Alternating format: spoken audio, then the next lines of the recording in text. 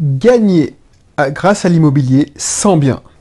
Méthode pas à pas pour se goinfrer sans investir plus de 500 € par mois. Boudoum, c'est vrai, bonjour, excuse-moi, c'est Belrix. Si tu n'as pas raté l'émission précédente, c'est un test que je fais. Je te donne le produit qui ferait un carton et je te dis comment le vendre. Et je te dis comment j'aurais fait ce produit. Parce que là, gagner grâce à l'immobilier sans bien, tu me dis c'est pas possible. Ah ben, je te montre que oui, c'est possible en investissant. Alors, j'ai dit 500 € par mois en investissant moins de 500 €. Tout court, 500 €. Moi, avant de te dire plus comment je ferais si j'étais comme ça, si je devais le faire, eh ben, je vais de me présenter un peu. Alors, ce sera rapide. Si tu ne me connais pas encore, Belrix, entrepreneur investisseur. Je suis libre financièrement. Si tu veux connaître mon histoire, si tu veux savoir comment j'ai fait pour passer de responsable informatique à Lyon à libre financièrement en Martinique, ben, je te laisserai t'inscrire dans mes cursus. Je vais surtout en téléchargeant le guide. Alors, il date quand même, ce guide-là, parce que j'ai commencé au début de la création du blog MyCat18, donc j'étais encore à Lyon. Je te disais comment je voyais l'indépendance financière. Et je te disais comment je comptais y arriver et comment j'allais faire pour y arriver. Et c'est en faisant ça que je suis devenu libre financièrement. Donc si tu t'intéresses, télécharge mon guide sur l'indépendance financière. Ensuite, tu inscris-toi à un de mes cursus sur l'immobilier, sur l'entrepreneuriat, business classique ou business en ligne. Voilà. Bref, tout ça... Oh oui, j'ai oublié encore, n'hésite pas à t'abonner si ce n'est pas encore le cas. Voilà. Donc, revenons à nos moutons. Tu sais très bien que la dernière fois, on avait fait un truc hyper puissant. C'est qu'on s'était dit, voilà, on va vendre un produit que tout le monde considérait comme révolutionnaire. Et une des premières choses, une des premières objections qu'on me dit, ou une première inquiétude de mes stagiaires, c'est oui, j'aimerais investir, c'est super. Par contre, j'ai peur d'avoir des problèmes pour me faire financer, pour trouver le financement. J'ai peur comment faire pour avoir le prêt. Donc, est-ce que tu peux me briefer? Et c'est pour ça que j'ai un module dédié au financement, à la négociation. Mais si tu supprimes ce point, cette objection, ce point douloureux, c'est encore plus facile. Le mec qui sortira une formation de ça, ben, le mec il se goinfre totalement. C'est hallucinant comment il se... Donc, si tu me dis, oui, mais il faut mettre 500 € dans la caisse et je me goinfre. Goinfrer, c'est vraiment se goinfrer. C'est-à-dire que tu ne fais pas 200, 300 € de cash flow positif. C'est 500 €, tu mets 500 € pour créer, pour le marketing, et puis tu gagnes de l'argent. Comment on ferait ça? Ce serait beaucoup plus facile. On est d'accord avec moi. Tu vois, le produit est beaucoup plus facile s'il est révolutionnaire. Il ne s'agit pas d'une amélioration, il ne s'agit pas de dire, et c'est ça pour ça que j'insiste beaucoup sur l'amélioration, c'est une révolution. Je l'ai déjà dit la dernière fois. C'est-à-dire que la dernière fois, on a dit manger et boire comme un porc sans prendre un gramme. C'est pas une proposition d'amélioration, à dire, voilà, je sais pas comme si tu disais, voilà, avec cette méthode, tu perds 5 kilos. Moi, avec la mienne, bah, je fais mieux, tu perds 7 kilos en une semaine. Non, tu proposes de ne pas grossir, même si en se goinfrant. Donc, c'est la même chose dans la thématique, la sous-thématique de l'immobilier. Les gens, ils se disent, oui, j'aurais aimé investir, mais je sais que j'aurais des difficultés, j'ai pas envie de me faire chier à faire les prêts. Là, tu dis, mais non, tu n'as même pas besoin de prêt. Tu vas investir, grâce à l'immobilier, tu vas faire beaucoup d'argent. Ou tu vas avoir un salaire correct. Tu penses bien que tu vas attirer plein de personnes. C'est le même schéma que la semaine dernière. Si tu vas commencer à faire une pub, ou tu vas aller voir des prestataires, et la promesse est tellement forte, et c'est tellement curieuse, ça paraît tellement impossible, que les gens vont cliquer. Et comme la semaine dernière, quand je te prenais l'exemple, les gars vont arriver sur ta pub, et tu vas leur expliquer comment faire. Et ce sera facile. Tu vas leur expliquer, voilà ma technique. Donc, ils auront des doutes sur la technique. Tu vas répondre aux doutes. Ensuite, ils auront des doutes sur la façon de pouvoir, s'ils sont capables de le faire, parce que c'est pas parce que ça a marché pour toi que ça a marché pour eux. Et ils auront des doutes sur leur capacité, genre, oui, mais est-ce que j'aurai du temps? Est-ce que les facteurs externes? Donc, c'est tout. Et ça, tu vas le faire avec eux. Ce qu'on appelle, voilà, ils ont des doutes sur ce que tu leur proposes, l'opportunité que tu leur proposes. Ils auront des doutes sur leur capacité à mettre en place cette proposition. Et ils auront des doutes sur les facteurs extérieurs qui sont indépendants de leur volonté. Par exemple, pour faire ça, il faut qu'ils aient du temps, mais si leur boss leur dit non, c'est no way, c'est pas possible, je ne peux pas t'accorder ton 4/5e, ben ils pourront pas le faire et ils vont devoir abandonner. Ils vont devoir abandonner, par exemple, s'ils sont fonctionnaires et ils se sont renseignés auprès de leur boss et ils savent que non, ils n'ont pas le droit de cumuler ce double emploi. Parce qu'ils veulent faire ça dans les règles, ils veulent être auto-entrepreneurs ou micro-entrepreneurs, comme on dit, et ils veulent justement se mettre à mi-temps ou demander un quart de temps, enfin un 4/5e pour justement se consacrer. C'est mort. C'est mort, et ça c'est un facteur externe. Donc du coup, comment faire? Déjà, est-ce que tu crois que ce produit est disponible?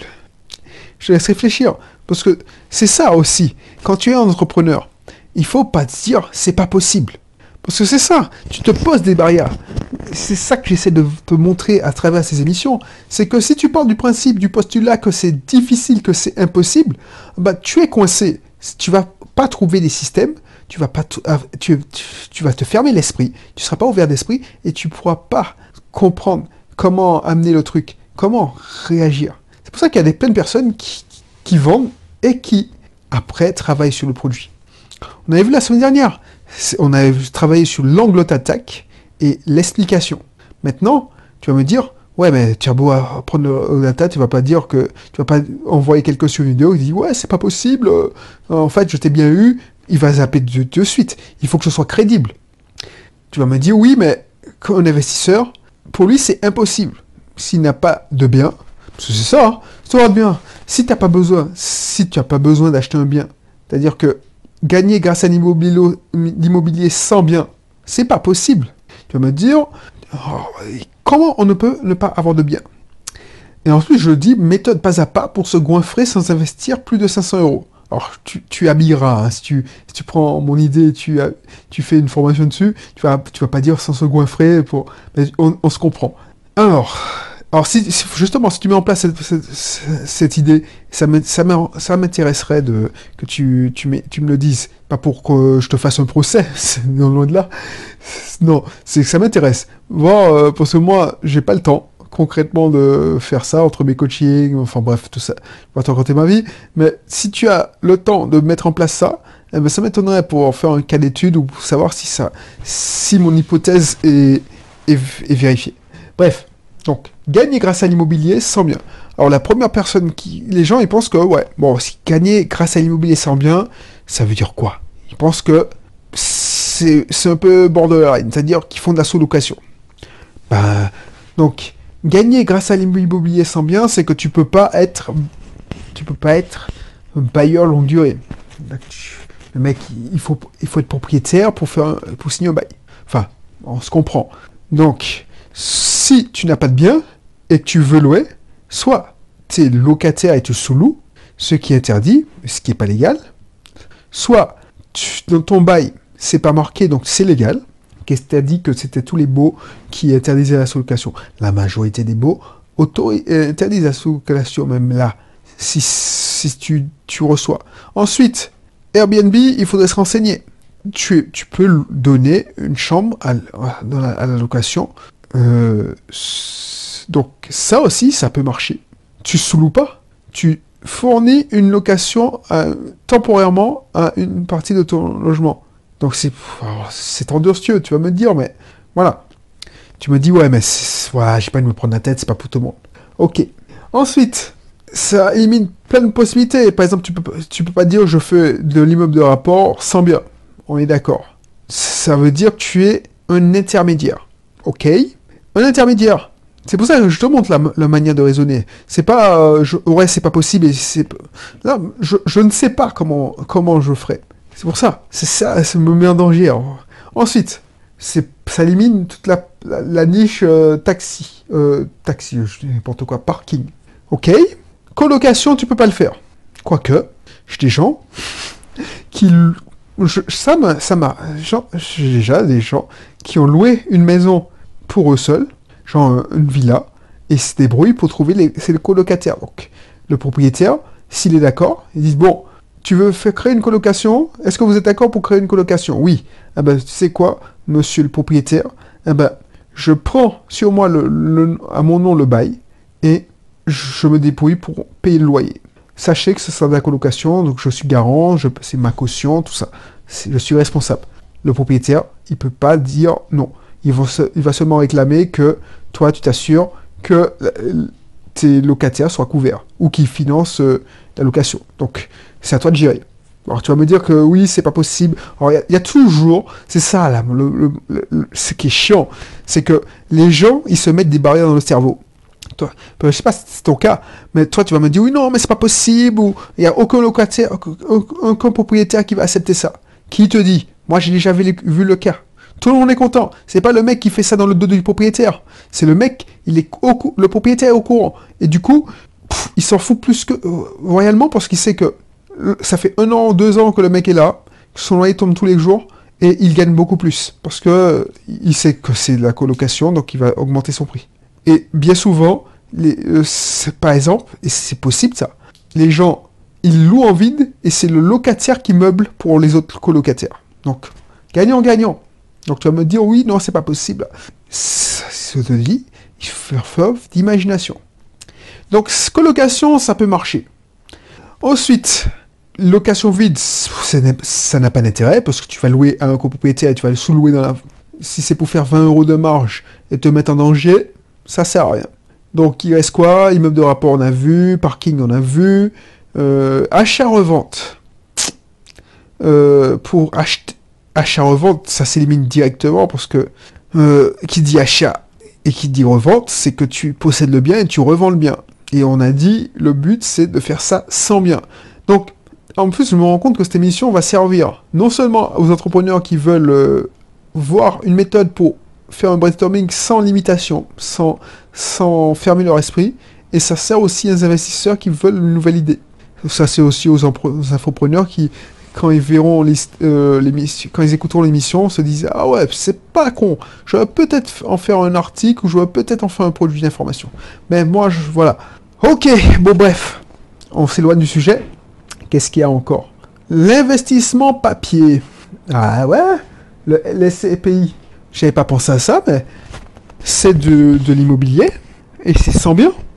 Toi, tu possèdes qu'une partie de l'entreprise qui possède les biens, mais tu n'as pas de biens. Ça peut être une solution, mais quand j'ai sorti ça, je pensais pas à ça spécialement. Mais ça peut être une première piste. Mais quoi que j'ai dit, ah ouais, j'ai rajouté un truc, c'est pas gagner un complément de revenu, c'est méthode pas à pas pour se goinfrer sans investir plus de 500 €. Tu vois, je me mets des bâtons dans les roues. Autant gagner grâce à l'immobilier sans bien avec les SCPI, c'est banco, mais se goinfrer, méthode pas à pas pour se goinfrer sans investir plus de 500 € au total, c'est no way. Allez, je te donne une solution. J'y ai pensé. Alors, ça demande du temps. C'est un boulot. C'est pas de l'investissement, c'est de l'entrepreneuriat. Si tu fais un service de conciergerie, comme mon concierge le fait, attention, c'est pas de l'agent immobilier. Parce que les agents immobiliers, ils se protègent. Si t'as pas ta carte d'agent, tu peux pas percevoir, par exemple, tu peux pas percevoir un loyer et tu reverses une partie au propriétaire. Non. Là, tu es un prestataire de service. C'est-à-dire que tu fais les check-in et tu fais les check-out. Tu organises le ménage. À ce moment-là, c'est 3 actions. Ton champ de compétences et donc ton client, c'est pas le locataire que tu reçois en location saisonnière, c'est le propriétaire. Donc là, je pense que ça peut marcher. Parce que là, le propriétaire te connaît, c'est ton client, tu es un sous-traitant, tu es sous-traitant de son... il te sous-traite une partie du rapport avec son client, et du coup, tu gagnes grâce à l'immobilier, sans bien, puisque ton but c'est de rentrer et tu prends un certain pourcentage. Si c'est 15%, tu prends un bien qui coûte... Allez, un studio comme le mien, ou même une villa de luxe qui te loue à 5 000 € la semaine, tu prends 500 € pour remettre des clés et faire du ménage. Le ménage, tu le sous-traites. eh ben, tu gagnes plus, tu te goinfres. Alors, je dis qu'un goinfre, c'est un gros mot parce que, effectivement, il y a du boulot. Mais ça peut être un investissement correct. Et pour créer une telle société, vu qu'il n'y a pas d'investissement de départ si faramineux, un site internet, moins de 50 euros par an chez OVH, de la pub pour cibler les locataires, les propriétaires de ta région, pub Facebook, parce qu'ils traînent souvent sur Facebook, de la pub AdWords. Donc si tu veux pas faire de la pub AdWords, tu attends que le référencement naturel se fasse. De la prospection en cherchant des partenaires. Puis voilà. Si tu fais un produit d'information, si tu es infopreneur, tu fais un produit d'information pour monter un service de conciergerie au lieu de travailler avec BNB Sitter. Tu apprends aux gens qui font BNB Sitter, parce que BNB Sitter, on est d'accord, c'est de l'argent de poche, c'est du complément de revenus. Mais là, tu veux faire un truc à grande échelle. Genre les concierges qui ont plus de 30 biens dans leur portefeuille. Mais là, tu te goinfres. Tu recrutes des sous-traitants. Rien ne t'empêche de faire un truc à grande échelle où tu fais que des réservations, tu organises les plannings, tout ça. Si en vitesse de pointe, tu vas te goinfrer et tu vas même pas faire des remises de clés. Sauf si c'est des remises de clés où il n'y a personne d'autre, c'est pas possible. Mais voilà, ça c'est un bon produit. Et toi, tu peux te goinfrer. Donc il faudra imaginer une méthode pas à pas pour devenir un service de conciergerie, de location saisonnière. Donc une méthode pas à pas pour prospecter, pour récupérer tes premiers clients. Tes premiers clients, je te rappelle, c'est les propriétaires. J'ai 2 ou 3 idées, donc si ça t'intéresse, contacte-moi.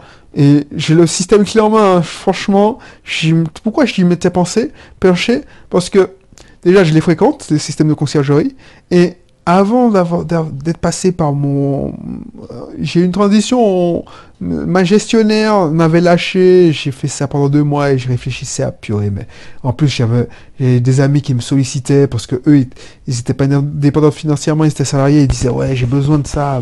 Eric, franchement, si tu le fais, tu vas trouver tes clients.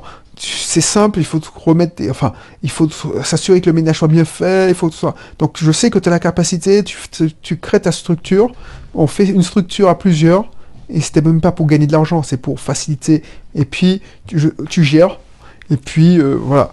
Et moi, je n'étais pas spécialement intéressé parce que j'avais plein de choses à faire. En plus, c'est pour ça que je te dis, le focus, les 3 C, c'est concentration, cohérence, et oh, il faut que je réécoute l'émission, mais c'est les 3 C.